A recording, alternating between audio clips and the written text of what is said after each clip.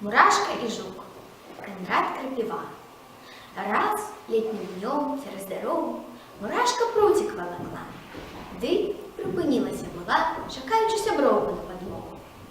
І гэтым часам пачуўся нейкі гук, як бы спяваў хто басом, а з гукам сеў поблизу жук.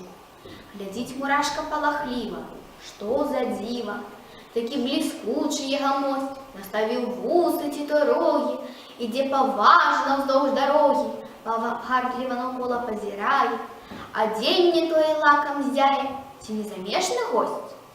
Ну што, малеча, цяжка цягнуць такое на гарбе, прамовіў жук, заўважыўшы мурашку.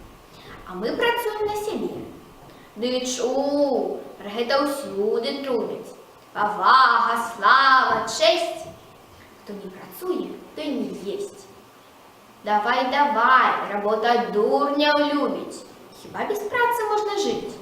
Працуй, а мне на ліха праца. І без яе, як мае быць, магу я смачна есць і піць, па модзе апранацца. А слава, што мне слава? Цікава. Калі цікава, дык хадзем, я пакажу табе ахвотна, дзе я жыву і што я ем, якім я водарам дышу, як час праводжу бесклапотна, і на гарбе цяжар не нашу. Да мэты прасцяком паўзе мурашка за жуком. Жук важна крочыць перадом, за ім мурашка сціпла. Жук ганарліва: «Вось мой дом!» І тут мурашка ўвікла.